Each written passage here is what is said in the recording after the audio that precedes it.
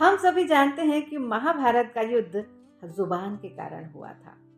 कैसे बोलें, कब बोलें, ये अगर नहीं पता है तो इतना बड़ा महाभारत युद्ध हो सकता है जिसमें कौरवों और पांडवों के साथ साथ न जाने कितने वंशों का नाश हो गया। इसके बाद अगर हम वाणी का सही उपयोग न जाने तो फिर कब महाभारत हो जाए और क्या हो जाए कोई नहीं जान सकता। तो आज की कहानी यही बताती है। आप सभी को नमस्कार, आप सुन रहे हैं आरजे नूपुर को। तो जो कहानी है वो एक गुलाम की है। गुलाम का नाम था लुकमान और वो दास प्रथा के ज़माने में अपने मालिक के यहाँ काम करता था। जब एक-एक मालिक के पास सैकड़ों गुलाम हुआ करते थे। लेकिन ये जो लुकमान था ये कुछ ख़ास था, ये बड़ा चतुर था, बड़ा बुद्धिमान था और उसकी बुद्धिमानी कहीं न कहीं से आगे बढ़ते हुए जब चर्चित होने लगी तो उसके मालिक तक भी ये बात पहुँच गई।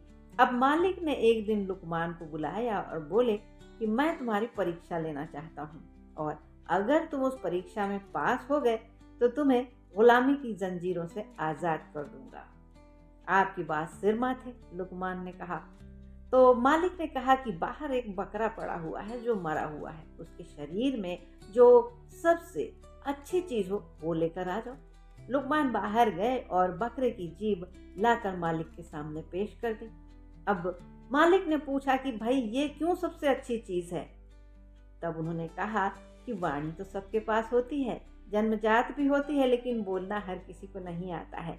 कब बोलें, क्या बोलें, कैसे बोलें, क्यों बोलें, कितना बोलें, ये जानना ही तो सबसे बड़ी कला है। यही महाभारत भी करा सकती है और यही प्रेम भी बरसा सकती है।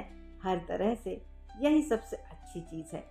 तब मालिक ने कहा कि अच्छा इसे ले जाओ और वो चीज़ लेकर आओ जो सबसे खराब हो बकरे के शरीर में। लुकमान बाहर चले गए, लेकिन जब वापस लौटे तो दोबारा उन्होंने वही जीभ पेश कर दी। अब मालिक ने पूछा कि ये तो सबसे अच्छी चीज़ है। तब लुकमान ने कहा कि यही सबसे खराब चीज़ भी है। जैसे कि हम बात कर रहे थे कि अगर वाणी का सही प्रयोग किया जाए तो स्वर्ग भी धरती पर उतर आता है, लेकिन अगर इसी का खराब प्रयोग किया जाए तो स्वर्ग में भी नर्क बन सकता है। यही झगड़े करवा सकती है, यही प्रेम भी बता सकती है। जो चाहो इस वाणी से संभव है। ये वो दुधारी तलवार है जो जो न कर दे वही कम है। बात मालिक की समझ में आ गई और लुकमान आजाद हो गए अपनी चतुराई से, अपनी बुद्धिमानी से और अपनी वाणी के सही प्रयोग से। अगर हम भी अपनी वाणी के वरदान का सही प्रयोग करते हैं तो जीवन में बहुत ऊपर जा सकते हैं, बहुत कुछ पा सकते हैं, सबके प्रिय पात्र बन सकते हैं, सबको पसंद आ सकते हैं और हमारा काम भी बखूबी हो सकता है। सुनते रहिए आरजे नूपुर।